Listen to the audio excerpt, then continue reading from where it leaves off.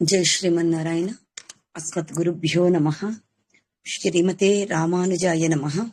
సుందరకాండలోని 9వ సర్గ అర్థ వివరణము తత్వార్థముతో తెలుసుకుందాము.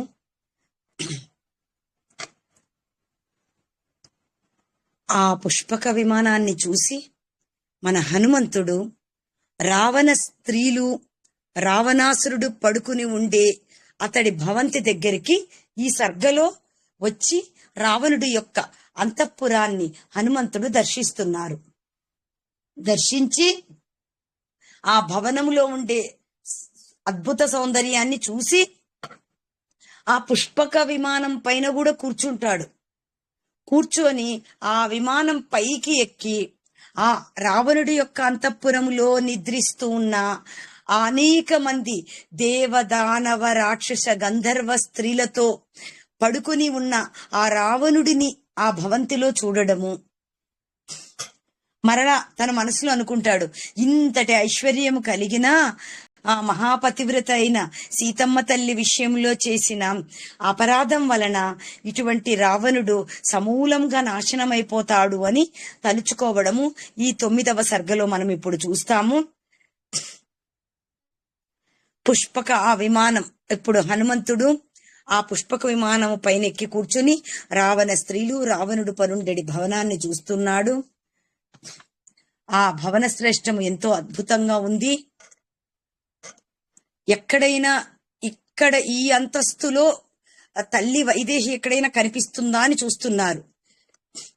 హనుమ తిరిగిన ఈ రావణుడి భవనములో ఈ అంతస్తు 3వ అంతస్తు. 3వ అంతస్తు మనం ఏం చెప్పుకున్నాము? మనోమయ కోశము అన్నాం. మనోమయ కోశం కాబట్టి ఇక్కడ ఎవరుంటున్నారు? రావణాసురుడు ఉంటున్నాడు. ఎప్పుడైతే మన హనుమ మనోమయ కోశం దగ్గరికి చేరిపోయినాడో అందుకే హనుమంతుడిని ఇక్కడ లక్ష్మీవంతుడు అని ఇక్కడ మహర్షి సంబోధిస్తున్నారు. ఈ భవనం అంతా కూడా 4 దంతములు 3 దంతములు గల ఏనుగులతో ఎంతో మంది సైనికులు అక్కడ రక్షిస్తున్నారంట.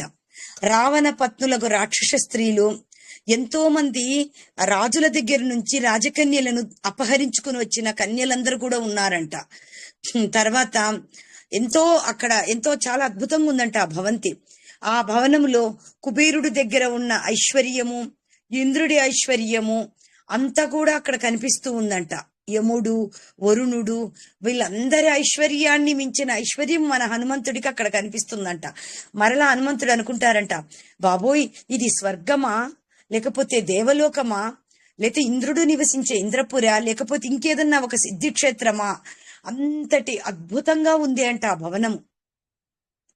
రకరకాల రూప సౌందర్య లావణ్యవతులకు స్త్రీలు, ఎంతో అద్భుతమైన స్త్రీలు అక్కడ కనిపిస్తున్నారంట. అక్కడ ఉండే ఆ పుష్పక విమానం అయితే మానవులు ఎవరు తయారు చేయలేదు. ఆ బ్రహ్మదేవుడి కొరకు ఆ విశ్వకర్మ ఆ పుష్పక విమానాన్ని తయారు చేశాడంట. మనం ఇందాక చెప్పుకున్నాము, సర్వరత్నాలతో తయారు చేయబడింది ఏది పుష్పక విమానం అని అనుకున్నాము. అయితే అప్పుడు ఒకసారి ఏం చేస్తాడంటే కుబేరుడు బ్రహ్మదేవుడి గురించి ఒక పెద్ద తపస్సు చేస్తాడు. తపస్సు చేసి బ్రహ్మదేవుడి దగ్గర నుంచి ఈ పుష్పక విమానాన్ని కుబేరుడు ఆ తపస్సు ద్వారా పొందుతాడు. అయితే రావణాసురుడు ఏం చేస్తాడు, ఒకసారి కుబేరుడి మీద యుద్ధానికి వెళ్తాడు. యుద్ధానికి వెళ్ళినప్పుడు కుబేరుడిని ఓడించి అతని దగ్గర ఉన్న ఆ పుష్పక విమానాన్ని తెచ్చి తన లంకలో తన భవనంలో తెచ్చి పెట్టుకుంటాడు. అప్పటి నుంచి ఆ పుష్పక విమానంలో రావణుడు ఎక్కడికి కావాలంటే ఆ లోకానికి వెళ్ళిపోయి తను ఏం చేయాలనుకుంటే అవి చేస్తూ ఉంటాడు. అటువంటి విమానం మీద మన హనుమ కూర్చుని ఉన్నారు. ఇంకా అక్కడి నుంచి ఆ విమానంలోనంట రకరకాల భక్ష్య భోజ్యాలు, రకరకాల మాంసాలు, రకరకాల వాసనలు గుబాలిస్తున్నాయంట.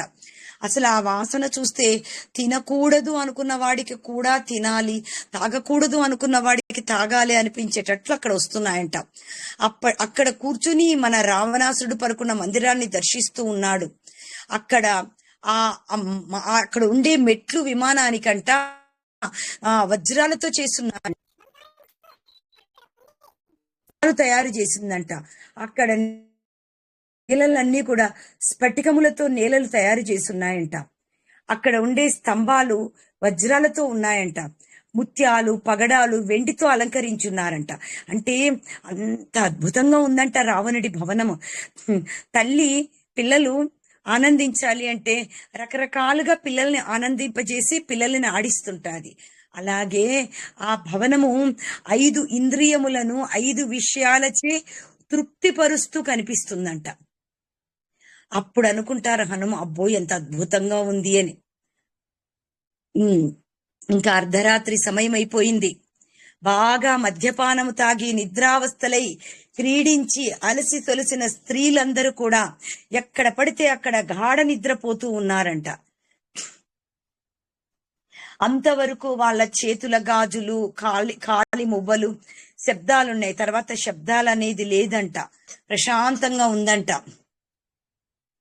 అయితే ఆ స్త్రీల మధ్యలో ఈ రావణాసురుడు నక్షత్రాల మధ్యలో ఉన్న మేఘములాగా నక్షత్ర రాజులాగా ప్రకాశిస్తున్నారంట రావణాసురుడు.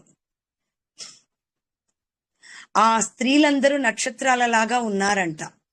బాగా త్రాగి ఆభరణాలు వేసుకొని ఎక్కడివక్కడ పడి అలా అలా పడుకొని ఉన్నారంట.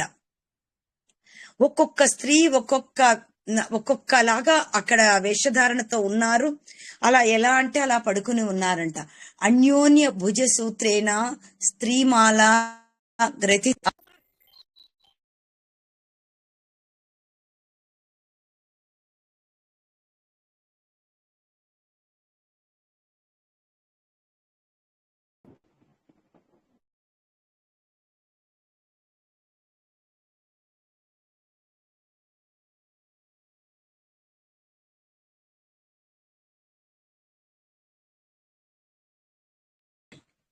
క్షమించండి, జయ శ్రీమన్నారాయణ.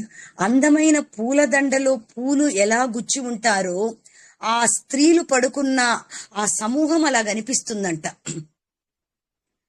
కాబట్టి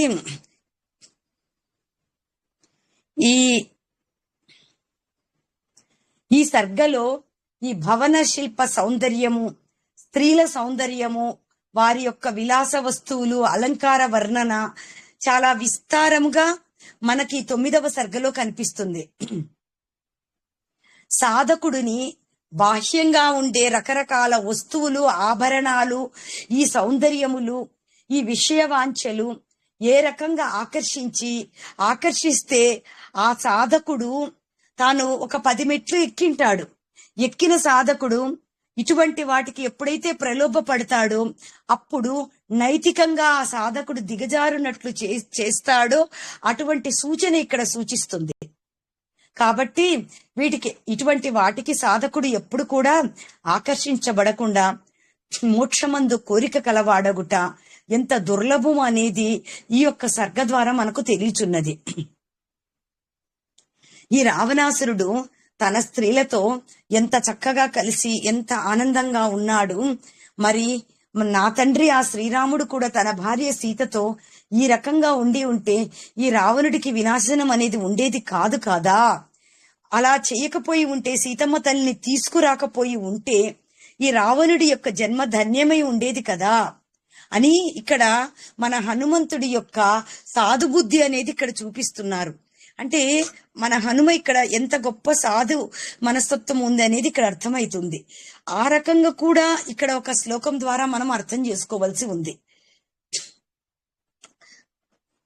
కాబట్టి మనుష్యానాం సహస్రేషు కశ్చిత్ యతతి సిద్ధయే యతతామపి సిద్ధానాం కశ్చిన్మాం వేత్తి తత్వతః అని భగవద్గీతలో చెప్పినట్లు కొన్ని వేల మనుషులలో ఒక్కడు మటుకే సిద్ధి పొందాలని ప్రయత్నిస్తాడు.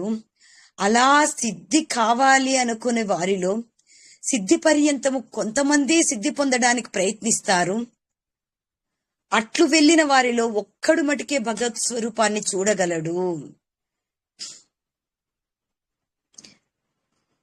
కాబట్టి ఇక్కడ ఎంతో మంది స్త్రీలు రావణాసురుడిని ఎంతో ఇష్టపడి వచ్చి రావణాసుడితో కలిసి ఆనందంగా ఉన్నారు.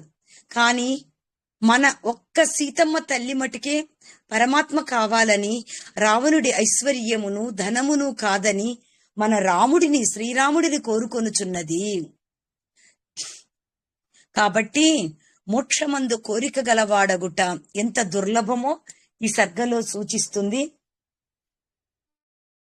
ముముక్షువు బాహ్య వస్తు సౌందర్యములు విషయవాంఛలకి ఆకర్షించబడకుండా ముందుకు వెళ్ళాలి. హనుమంతుడి వలె ముముక్షువనే వారు ఎటువంటి అశ్లీల దృశ్యములు ఎదురుపడినా కూడా మనసు చలించకుండా ముందుకు వెళ్ళి మోక్ష మార్గంలో ముందుకు వెళ్ళాలని ఈ సర్గ ద్వారా మనకు అర్థమవుతున్నది.